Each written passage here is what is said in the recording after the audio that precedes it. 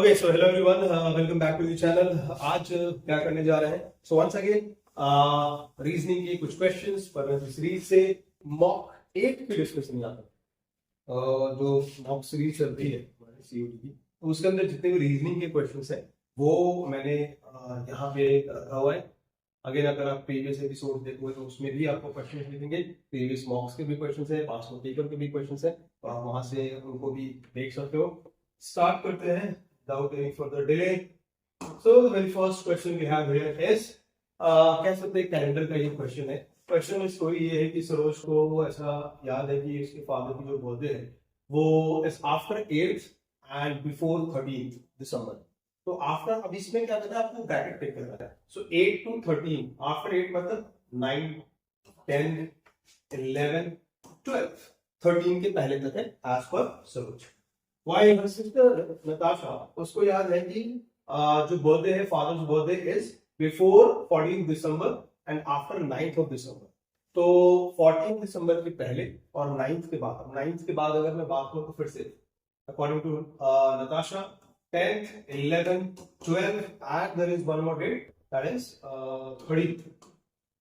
तो देखो इसमें क्या होता है, नॉर्मली कॉमन डेट एक आपको मिलता है, लेकिन यहाँ पे अगर आप देखो तो there are so many common dates. और इसका मतलब ये है कि कौन से एग्जैक्टली कौन से डे को उसके फादर का बर्थडे था, ये इन डिटेल से नहीं बताई जा सकती। For there are so many common dates, 10th, 11th, 12, ये सारे कॉमन है इसमें। तो आप इसका आंसर नॉर्मली एक कॉमन मिलता है। अगर यहाँ पे यही क्वेश्चन क्लॉज में ऐसा होता कि after 30th and before let's say 28th और 15th जैसा कुछ, तो बात बन सकती थी। कुछ कॉमन एक डेट यहाँ पे मिलेगी आफ्टर जैसे 11th एंड बिफोर 15th, तो ये क्वेश्चन परफेक्ट हो जाता है। आंसर यहाँ पे फिर आपका क्या हो जाएगा, कैनॉट बी डिटरमाइंड, क्योंकि एक कंफर्म डेट यहाँ नहीं मिल रही है। ठीक है, नेक्स्ट चलते हैं आगे। सीरीज, इसमें भी अल्फाबेटिकल सीरीज। तो बहुत सिंपल है, प्लेस वैल्यू को यूज करोगे। Q is 17, next का letter is 14 and then we have 11। तो नेक्स्ट यहाँ पे क्या होगा, अगर मैं इसको नंबर पे लेके जाऊं, पोजीशन वाली वैल्यू, प्लेस वैल्यू यूज करके नॉर्मली अल्फाबेटिकल क्वेश्चंस आपको सॉल्व करने चाहिए।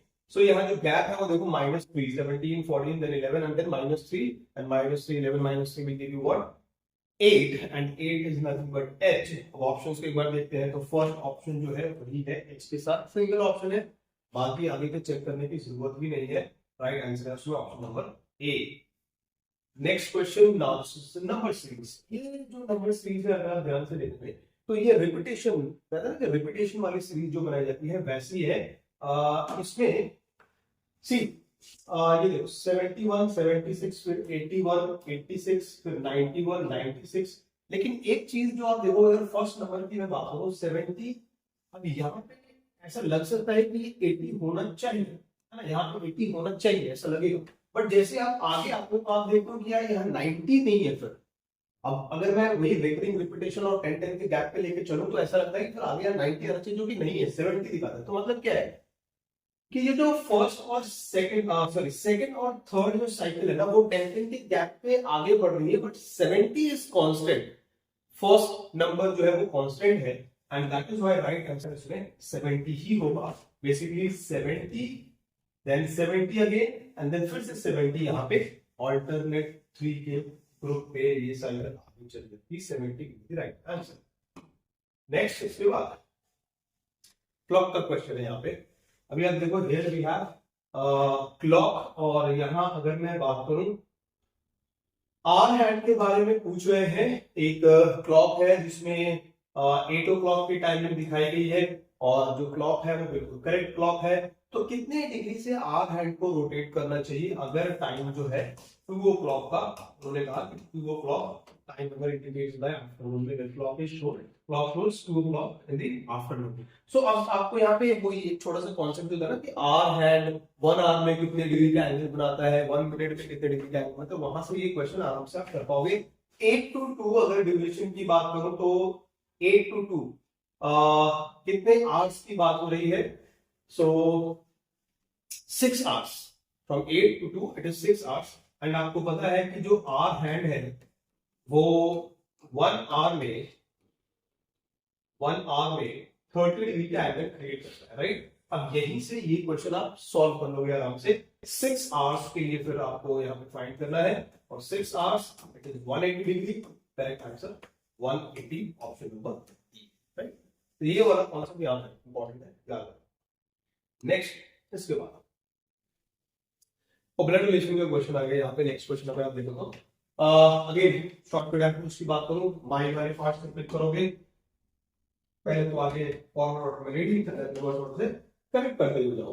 तो x वहां स्पीकर है, x1 पे आप इसको रीड कर सकते हो, माय मदर, माय वाले पार्ट से रीडिंग स्टार्ट करना है, my mother and then reverse order of father. So मेरे मदर के father is grandfather, which is Hindi में बात करो तो नाना जी, है ना, नाना। ऑफ ओनली डॉटर, सो नाना जी की ओनली डॉटर इज मदर, वो x की मदर या माय मदर इज शी, खत्म, यहाँ पे ये क्वेश्चन खत्म होता है। सो बेसिकली माय मदर पे आके पॉइंट स्टोरी जो है वो खत्म हो गई। तो क्वेश्चन क्या पूछा गया है, how is x related to the person in the photograph. तो x का रिलेशन बताना है उस पर्सन के साथ, तो वो मदर है। वैसे तो देखो अभी x का जेंडर क्लियर नहीं है, तो यहाँ पे जो करेक्ट आंसर होगा वो होगा can not be determined, C and D will be the right answer. Daughter यहाँ पे इनकेस अगर आप सोचते हो मार्क करते हो तो ये ठीक नहीं होगा। इसमें ऑप्शन में अब देखो यहाँ ये भी पढ़ रहे हैं कि ऑप्शन में हमारे पास कैन नॉट बी डिटरमाइंड है, so we have to go with this. अगर नहीं होगी तो yes out of the box जाके आप डॉटर पर मार्क करके आगे निकल जाते हो। नेक्स्ट क्वेश्चन पे चलते हैं। सो डायरेक्शन से नेक्स्ट क्वेश्चन है ये, और इसमें स्टोरी क्या है, सबसे पहले क्वेश्चन को ही देखना चाहिए डायरेक्शन में हमेशा। तो लास्ट में क्या पूछा, हाउ फार। अब डिस्टेंस से रिलेटेड ये क्वेश्चन है, मतलब हमें डायग्राम चाहिए। तो चलो डायग्राम पे लेते हैं कि एक बॉय है, वो बाइसिकल से नॉर्थवर्ड की तरफ जा रहा है, नॉर्थवर्ड की तरफ गया वो अपवर्ड डायरेक्शन में north, then turn left 1 kilometre. अब डिस्टेंस आ गई कि इसको मैंने मांगे ये 1 किलोमीटर है, then again turn to left. So यहां से अगर मैं लेफ्ट की बात करूं will be downward direction, I am road 2 kilometre, तो 2 किलोमीटर लेस से ये है। He found himself 1 kilometer west of his starting point। तो यहां जब ये पहुंचता है तो इसने नोटिस किया कि 1 किलोमीटर वेस्ट की तरफ हूं मैं, कहां से, स्टार्टिंग पॉइंट जहां से उसने चलना स्टार्ट किया था, यहां से 1 किलोमीटर वेस्ट, यानी एग्जैक्टली इसी लेंथ पे ये होगा, राइट। तो ये स्टोरी है इस क्वेश्चन की। अब क्वेश्चन क्या पूछा गया, how far did he ride northward initially, ये वाली लेंथ कितनी थी। तो ऑब्वियस सी बात है ना, ये वाली लेंथ जितनी ये होगी उतनी ही ये लेंथ होनी चाहिए, 2 किलोमीटर। ऑप्शन नंबर बी यहाँ राइट। नेक्स्ट आगे चलते हैं। Okay, so this question is from calendar. 25th of August in a year is Thursday। 25th को उसने थर्सडे कह दिया, और आगे उसके बाद उसने ये पूछा है कि टोटल नंबर ऑफ मंडे कितने हैं इसी सेम मंथ में। यहाँ पे एक छोटी सी चीज जो आपको करनी है वो ये, मंडे कहाँ है वो ढूंढना है। अब ये 25th मंथ एंड है ना, तो आप लास्ट वाले मंडे को पिक करो। अगर ऐसे डिटेल स्टार्टिंग वाले डेट को पिक करके देते हैं तो हम स्टार्टिंग के उस डे को फाइंड करते हैं कि वो किस डेट को पड़ा था। यहाँ पे बाद की मतलब एंड ऑफ द मंथ है, 25th को उन्होंने थर्सडे कहा, तो लास्ट वाले मंथ को ढूंढते हैं। अगर मैं यहाँ से आगे चल के और नियरेस्ट मंडे की तरफ जाऊं, तो नियरेस्ट मंडे की अगर बात की जाए, सी 25th इज थर्सडे, राइट। अब आपको करना क्या है, मंडे को ढूंढना है। तो यहां से समझो नेक्स्ट मंडे कब आएगा, आगे की तरफ ही जाते हैं, नजदीक वही होगा। तो यहां से अगर मैं 6 डेज का गैप बनाऊं तो you will find 31st। 31st अगर 6 डेज का गैप बना है तो 31st हमारा क्या मिलेगा, तो थर्सडे से +6 कर लो या -1 कर लो, वेडनेसडे मिल जाता है ये। तो 31st मिला हमारा वेडनेसडे। मंडे कहाँ है इसके आसपास सोचो, तो Monday will be on 29th। Now 29th हमारा मंडे है। ऑब्वियस सी बात है, अगर 29th को मंडे है तो इसके पीछे देयर आर 4 वीक्स, 28 तक में 4 वीक्स हो जाते हैं। अब ज्यादा डेट्स को कैलकुलेट करने की जरूरत नहीं, आप सीधा सीधा ये सोच लो कि 4 वीक्स अभी भी है। 29th एक मंडे है, इसके पीछे 4 वीक्स 28 डेज, मतलब 4 वीक्स और होंगे, तो 4 मंडे और होंगे, और एक 29th वाला मंडे टोटल कितने होंगे, 5। Option C. चलो आगे चलते हैं। स्लॉग स्टेटमेंट है, डायग्राम पहले लिखना होगा, सो स्टेटमेंट का डायग्राम लेते हैं। नो बिल्डिंग इज टॉप, ठीक, नो बिल्डिंग इज टॉप। आगे all chalks are buildings, all chalks are buildings. तो अब बिल्डिंग के अंदर यहाँ पे हमें लिखना पड़ेगा किसको, चॉक ले लिया। देन ओके सॉरी, स्टेटमेंट के लिए हमें डायग्राम लेना है यहाँ पे। स्टेटमेंट इज स्टेटमेंट यही कंक्लूजन है। तो स्टेटमेंट लिया all buildings jobs, all buildings are jobs, ये है statement. And then no job and stop, no job and stop, ठीक है। तो ये होगी हमारी डायग्राम। अब यहाँ पे कंक्लूजन है, राइट, उसके लिए हमें इसको करना। तो no building is toffee, no building is toffee, yes. अगर चौक का टॉफी से कोई कनेक्शन नहीं तो बिल्डिंग का भी टॉफी से कोई कनेक्शन नहीं होगा। All chalks are buildings. All chalks are buildings. No, all buildings are chalks है, all chalks are building नहीं है। तो सेकंड वाला यहाँ पे रखा होता है right answer, only one for option number A. चलो नेक्स्ट चलते हैं। अगेन डायरेक्शन से क्वेश्चन है नेक्स्ट। तो सेलर वॉक 10 मीटर वेस्ट का। तो क्वेश्चन देखो कि क्वेश्चन में क्या पूछा गया है, what is the direction C from, अच्छा स्टार्टिंग पॉइंट से वो किस डायरेक्शन में है। तो चलो फिर से एक बार डायग्राम लेना पड़ेगा, क्योंकि कई बार हमें डायग्राम की जरूरत नहीं होती। इधर asking something related to which direction the person is facing, वहां पे आपको डायग्राम की जरूरत नहीं पड़ेगी। तो यहाँ पे अगर मैं डायग्राम की बात करूं तो 10 मीटर टुवर्ड्स वेस्ट, पहले तो 10 मीटर मान लिया, ये 10 मीटर है, वेस्ट की तरफ चलते हैं। फ्रॉम हिज हाउस, यहाँ उसका ये हाउस है, तो यहाँ से ये 10 मीटर वेस्ट की तरफ। Then he walk 5 metre turning to left. अब यहाँ से लेफ्ट कहाँ है, डाउनवर्ड डायरेक्शन में।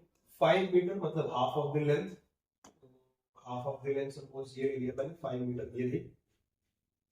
After this he walk 10 metre turning to left again. तो यहाँ से फिर से अब लेफ्ट जाना है, मतलब टुवर्ड्स राइट जाओगे आप। ये साउथ फेसिंग है ना, ये देखो यहाँ पे ध्यान से समझना, ये जो डायरेक्शन है साउथ फेसिंग है। अब यहाँ से मुझे अगर लेफ्ट जाना है मतलब अपने राइट की तरफ, तो क्या लेंथ है, सो 10 मीटर वंस अगेन। यहाँ से 10 मीटर चले जाओगे, एग्जैक्टली 10 मीटर, मतलब आप इस हाउस जो उसकी स्टार्टिंग पॉइंट थी उसके नीचे आते रुकोगे। तो उसने पूछा ये है कि what direction is now from starting point. तो स्टार्टिंग पॉइंट से ये इस डायरेक्शन में है, स्टार्टिंग पॉइंट से डायरेक्शन इसकी कहाँ है, टुवर्ड साउथ। लेकिन ये ध्यान रखना, अगर क्वेश्चन आपसे ये पूछा जाए इन direction the person is facing, तो फेसिंग किसकी डायरेक्शन होती है, ईस्ट। स्टार्टिंग पॉइंट से किधर है, south. Correct answer is option number A, south, यहाँ पे राइट आंसर बनेगा। ठीक है, नेक्स्ट आगे चलते हैं।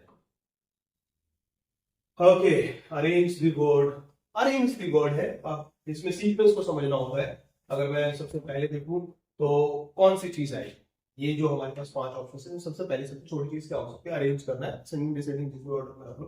तो सबसे पहले अगर देखो ऑप्शन से भी अगर आप चलोगे, सी फर्स्ट ऑप्शन, हर ऑप्शन के अंदर ABCD में फर्स्ट जो ऑप्शन रखा गया है वो थर्ड पर रखा गया है। सो रूम सबसे छोटी सी यूनिट आप कह सकते हो। अच्छा, रूम के बाद क्या आएगा, हाउस।